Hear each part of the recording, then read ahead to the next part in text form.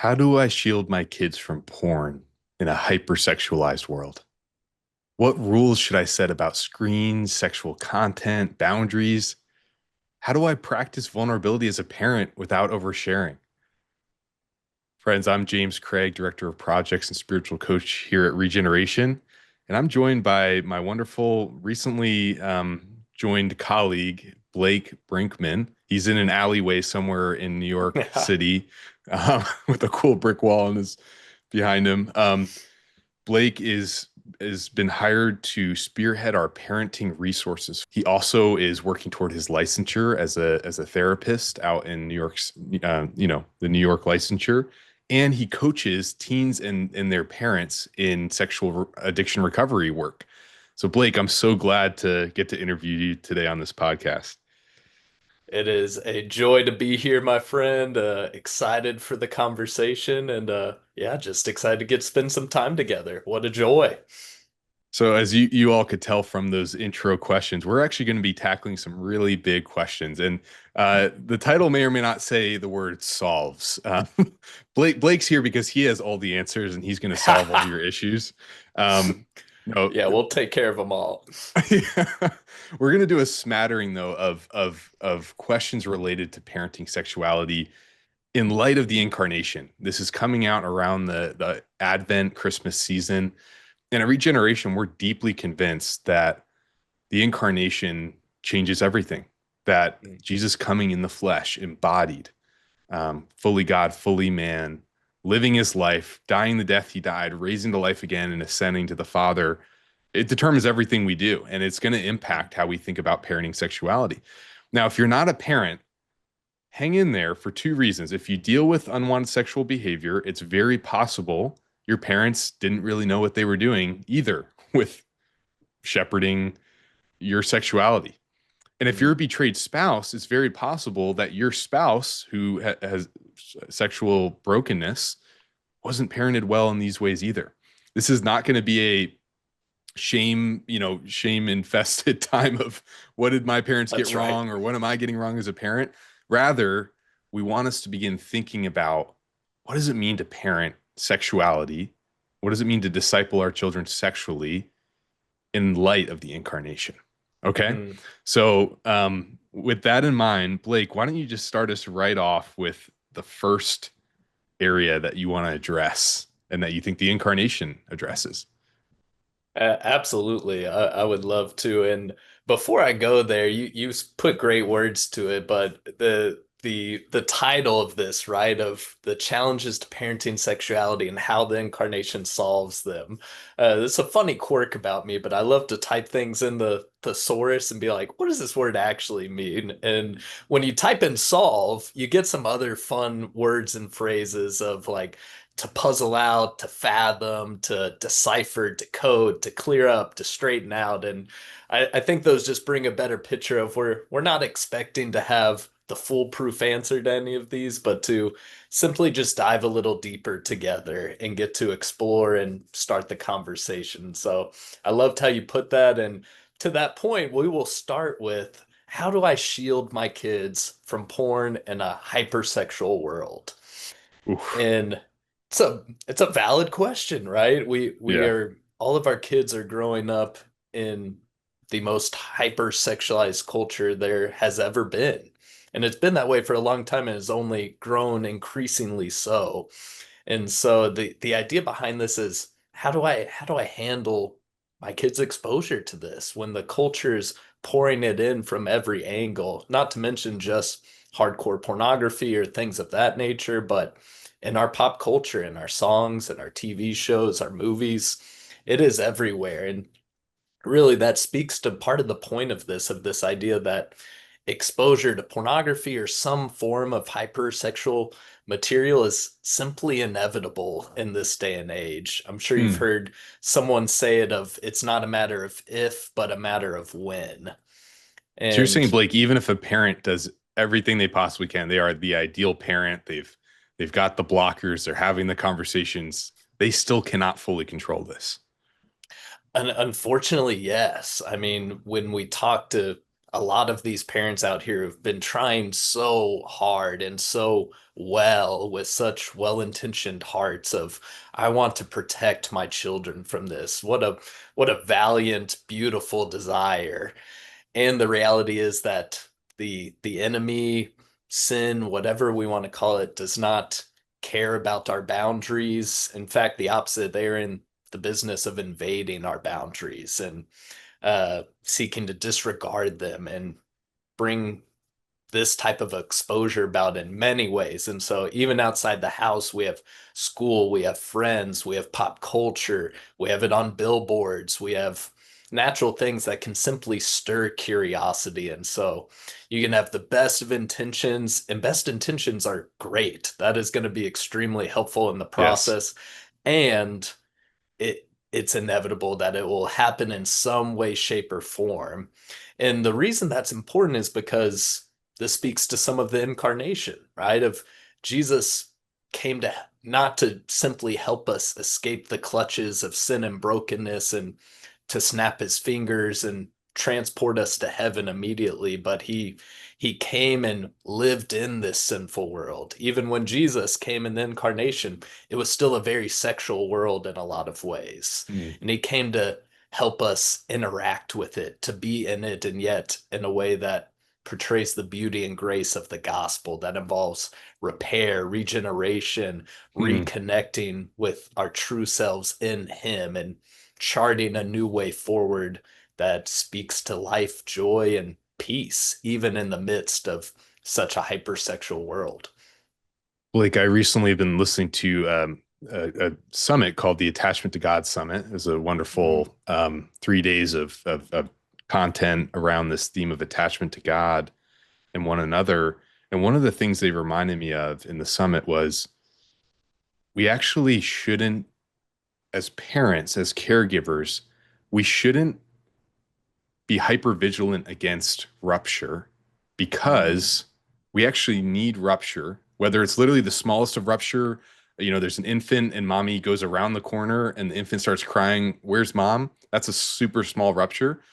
But then the repair is mom comes back into the kitchen and is mm, engaging the child.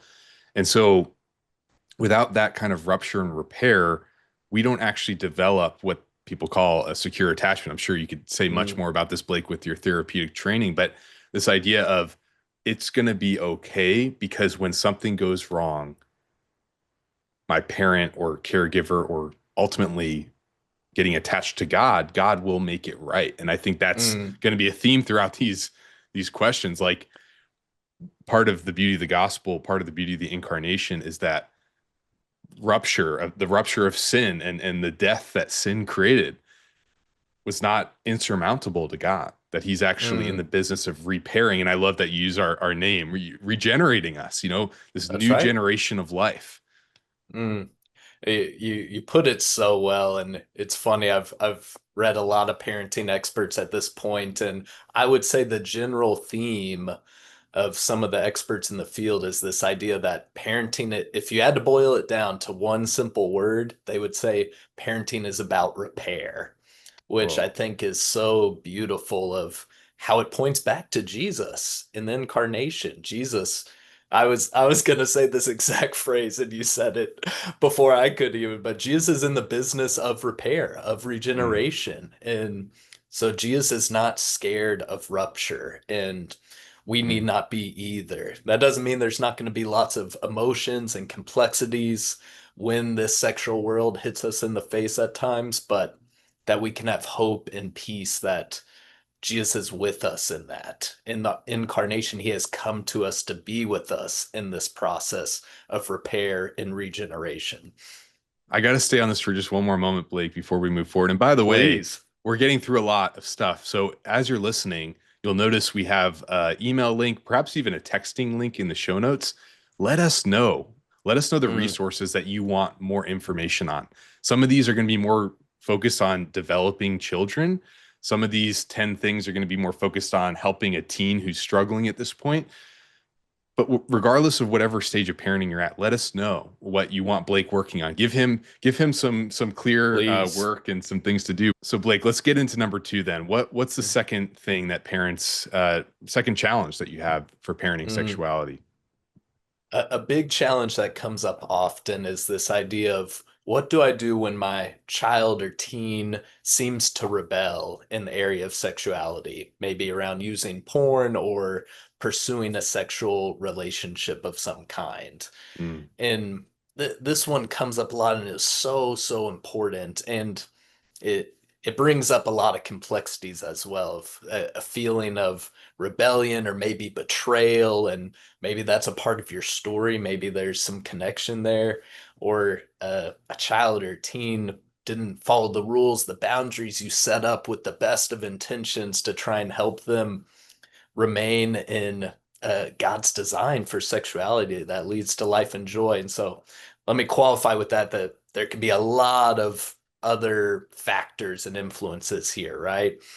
And a key I want to highlight here is this idea of understanding how addictive porn and any type of hypersexuality is to the brain in general, to even the adult brain, but to the childhood or teenage brain, mm, the levels of addiction, the biological things it actually causes to the brain are profound. And we could spend an hour just talking about that. But the reason I bring it up is because there can often be a misunderstanding of why kids are drawn to pornography or to whatever their sexual pursuit may be. And so it can be helpful to understand these deeper elements of addiction and brain chemistry going on. And because porn is built to be addictive, to be captivating, to be preying on the minds of the younger generation.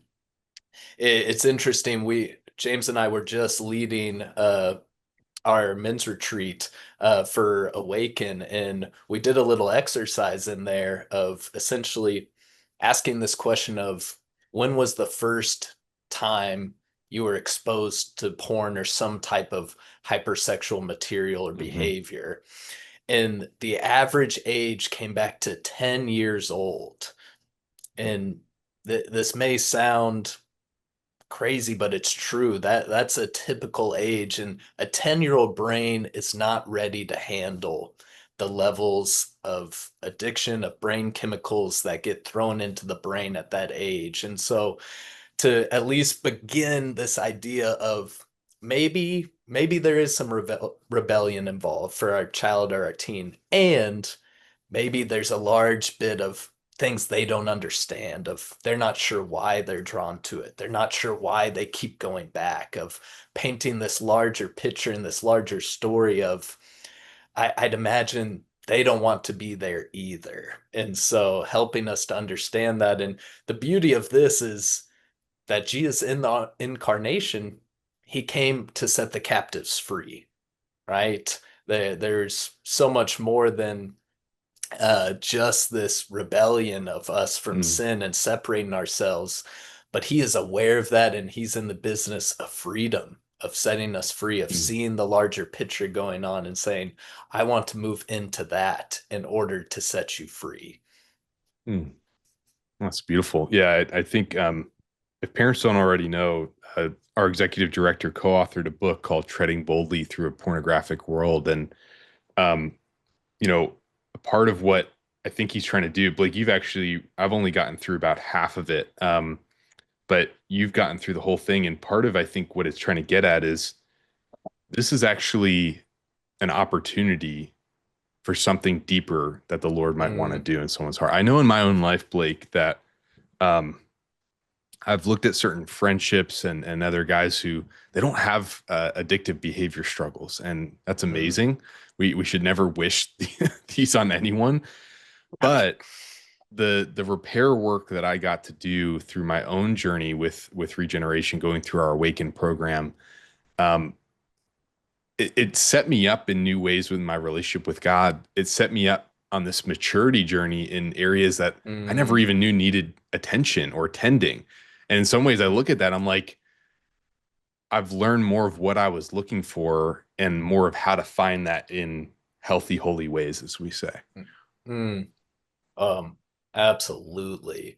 It's I don't want to jump to it, but I'm going to just because it fits so perfectly here. But we'll talk about this more in one of our later points. But this idea of what God is doing something beautiful even in our sexual recovery journey, or whatever it may be. Something I share with nearly every teenager I work with who often comes to me with this idea of I need to cleanse myself of this sexual sin. I need to build a spotless sexual journey. And something we'll talk about is this idea of if God's most important good was our sexual spotlessness, wouldn't he simply snap his fingers and be done with it?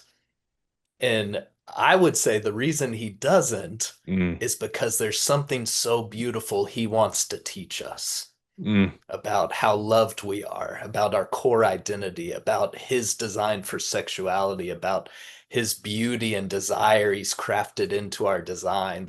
We could do a whole deep dive on it, but yeah. that you were putting great words to this idea that God is teaching and growing and navigating. And so once again, back to that first point of a rupture is not to be despised or ran away from at all costs, but to look at the beautiful invitation for repair and regeneration, really. Well, and I've met a handful of people, and I've heard of a handful of people who have had the miraculous God took it away overnight. Right, right. And they actually, two things about them. One is clearly God has his reasons for doing that, like good Hmm. reasons. Like That's perhaps right. someone actually did have a pretty solid whatever, or God has a certain plan and purpose that needed that. But even our founder, Blake, I don't know if you've heard this, 45 years ago when we were founded by Alan Menninger, he had a miraculous encounter with the Lord. It was very subtle, Mm, but it was very real. And what that actually caused was the starting of regeneration, which is a beautiful mm, thing. But he knew he needed to do something. He knew God was calling him to walk with other men struggling, but he didn't actually know the step-by-step way to move into sexual maturity. mm, He had to figure that out when it came to what does it mean to be a man? What does it mean to be a father? So that's why he had a mm. book called Growth into Manhood, because he really had to struggle and figure that out with the Lord. But he actually didn't Yeah. immediately understand the way to help other people get free. Now, undoubtedly, Mm, his love, his compassion, his slow journeying with people was a big mm, deal, especially 45 years ago when there weren't a lot of ministries in this space. mm, But when God gives that miracle, you might be praying that for your kid right now. God, take this away, mm. and he might do that. And He might. he also might want to do something deeper in your child than it's Mm. possible to see yet. And that actually might be a good question. Lord, what are you trying to do in my child? Like, what areas of Wow. I love maturity that. or transformation are you actually after in my child? Mm. That's absolutely right. We'll talk about this concept a lot, and it's perfect in the incarnation because it's this idea of andness, of two things can be true at the same time. Mm, God, divine yet human flesh in the person of Jesus, right? And so this andness of I encourage parents, pray for God relieve, heal, remove whatever these sexual temptations, actions, behaviors may be, and teach me what you may be trying to teach through this. Show me wow. what you may be guiding my son or daughter through. What are you leading us to that's even deeper into yourself? And both have the space with our beautiful God who has space for many things at the same time. Well, and Blake, I never thought of it this way until you said it, but the parent themselves might be feeling a sense of betrayal. We usually think of betrayal as Hmm. spousal betrayal here, but what is God trying to do in your family? Like, Mm, what if you're a parent and you're really broken and feel betrayed, and what's gone wrong with my child? Why are they mm, stuck here? What is God actually wanting to do in your own heart? Like, there's something there. There's something that mm, he is deeper for you, not just for your child, for your whole family as a system, as a group, rather than just let me get my child on the right track. mm, Well, Blake, let's get to a very practical one. Another challenge is, what rules do I set up about screens, about sexual content, boundaries? Like, okay, I get that I can't fully control, but isn't there wisdom in having some stuff set up to block Mm. my child from viewing or getting ensnared by pornography? A great question, and absolutely, there's great practical wisdom to these things. And I encourage all parents to do your research and find the best system that makes sense to you, right? And to get educated on it, right? To simply spend some time of what do these things do? Something I'll hear from a lot of parents is, that's outside my realm. I don't even understand it. I don't know what's going on there. And I hear you. I'm not a techie person. Those things are difficult for me too. And what an opportunity to gain some more information, to gain some more understanding around, I wonder how these things work so that I can help protect my kid. And to remember, right, that this protection doesn't go as so far as removing all potential ruptures. And we can be as proactive as we can. And so put the barriers, the primers in place. And two, what I want to highlight here is this idea of getting to the heart of the issue, and two, bringing our kids alongside us at the right ages of creating these boundaries together. And so, what I mean by that is when our kids are younger, 5 through 10, maybe, of there's a deep requirement for the parents to lead the charge of, hey, here are the boundaries in place, here's how we set them up. But to go to the heart of the issue of here's why we set them up. Mm, Here's why mom and dad together operate under a similar boundary in these ways because we want to protect ourselves from whatever that may be, which bleeds into a larger conversation of when to have which conversation about sexuality with kids at these ages. But that's a podcast topic for another time. And yeah, so, yeah. We'll have to but have you to back to get into that one. yeah, yeah, we'll do a deep dive there. And so communicating the heart behind the issue, which I love in Jesus in the incarnation, he comes to us as a person walking to the heart of these issues rather than just the Ten Commandments or just um, whatever it may be.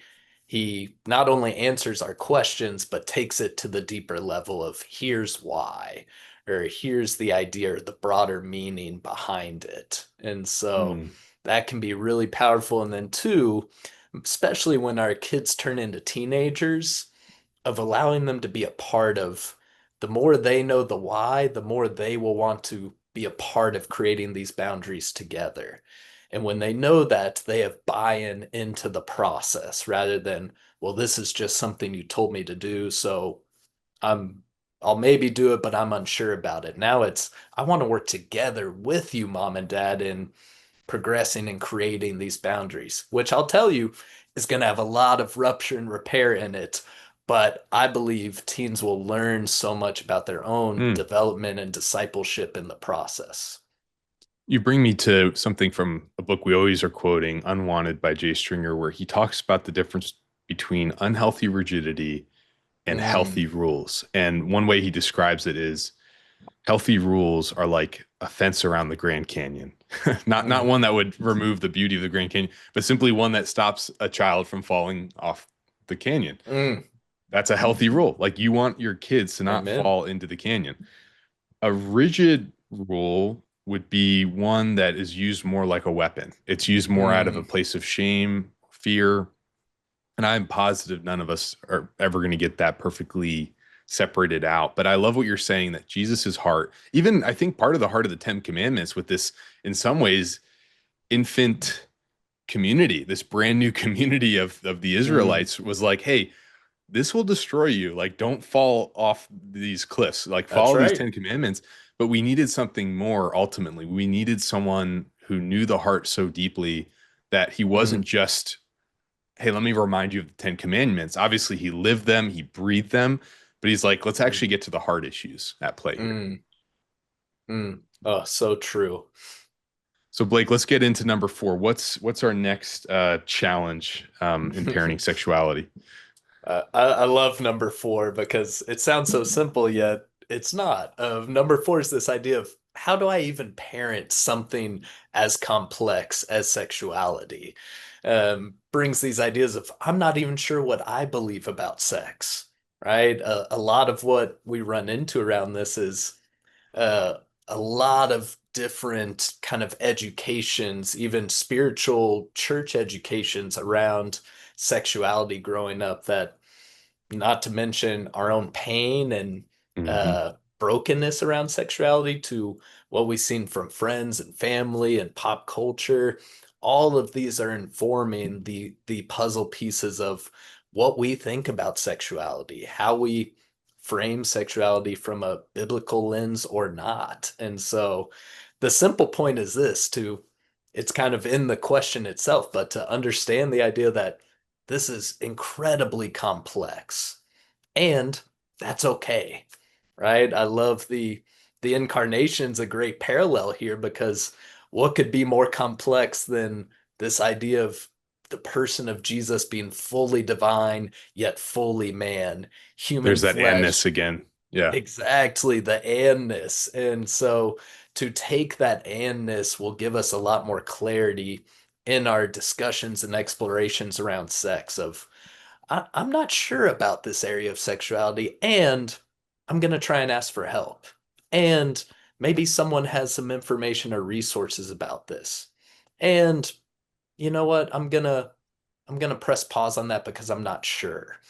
And so there's so much room here for healthy growth, healthy learning. And what I see from a lot of parents is this uh, really burdensome temptation I've of, got I to need, be positive. I've got to be certain. that's right, I need to have all the answers around sexuality, which I don't have all the answers around sexuality. James, I'm sure you don't have all the answers around sexuality. And the reality is, none of us do. And so to simply take that weight off our shoulders, and the beauty of that is the incarnation, that Jesus is with us in the most complex areas of this world and our design. And he promises to be with us in them, to continue to shepherd us, to guide us, to teach us and to give us hope rather than condemnation of, oh no, what if I do this wrong? That rupture and repair once again. And if you're looking for a deeper understanding, you'll find some of our episodes reference something called theology of the body. So you could do a search for theology of the body on the Becoming Whole podcast that you're listening to. But also, Christopher West runs a ministry called Theology of the Body Institute. And several of our staff have gone through his Theology of the Body level one training. It's like a week of all day training around these topics of what is sex for, what is sexuality about, and it is complex. He does a great job explaining it, but they also have a free YouTube channel. You could look up Mm. Christopher West Theology of the Body, and he answers some of the wildest questions you could ever imagine, the things that you're probably wondering but didn't even know you could ask as a Christian. Beautiful resource there. So, Blake, I think we have time for just one more of our 10 challenges. What's our last challenge for today? This is a great one to finish with, and it kind of wraps all of them up together and will probably lead well into our further conversations. But this idea of how do I face my own sexual shame while guiding my kids through theirs? And maybe not even their Wow. sexual shame, but their own sexual development. How do I Mm, guide this when I feel so burdened around my own sexual story? I feel so much pain and shame and at so many emotions, right? There can be anger, there can be disgust, there can be an apathy there, there can be a huge desire there. Maybe you as a parent struggle with unwanted sexual behaviors or thoughts. And there's a wonder of if I'm dealing with this, how do I even begin to coach my child or my teen through their story or their right. struggles? And so there's a lot here. And we could talk about this one for probably 5 podcasts. And the reason it's so important is because the more we engage our own sexual story, our own sexual Mm, brokenness, and we see this beauty of Jesus, the incarnated take on flesh Jesus who came to save us, to be with us, to teach us and guide us, Emmanuel, the God with us, even in our sexual brokenness. The more we engage these themes, these ideas in our own story, that will be what empowers us to lead our children and teens through theirs. And to once again take that weight off the shoulders of I need to have all the answers. I need to know exactly what to do, or even I need to have a sexual spotless journey that's Mm, righteous and holy. I won't do a deep dive on this, but our kids are often so blessed by our vulnerability, by our healing, our mm, walking through our own story. They can see the effects of it, whether it's explicitly or implicitly, of how mm. that allows us to operate within theirs. And so we could talk about this for so long, and I love it because it's so beautiful. But our sexual brokenness and story as parents is, once again, not the not the thing to be avoided, but to experience the repair of the incarnated Jesus. And that will lead us to the same repair with our children and our teens in their sexual story. Like that is beautiful. I'm going to ask you to pray that over our listeners in just a moment. But again, I just want to highlight what you're sharing. Treading Boldly, the book that if you're watching on YouTube, you can see me holding Mm, it up. What I do remember from going through, like I said, about half of it was Josh and Daniel, the authors of this book, their heart is actually to help the reader, who's the parent, do their own integrative work to connect mm, their own shame or brokenness with Jesus, because it's out of that place that we naturally are going to do by far the best parenting around mm, sexuality.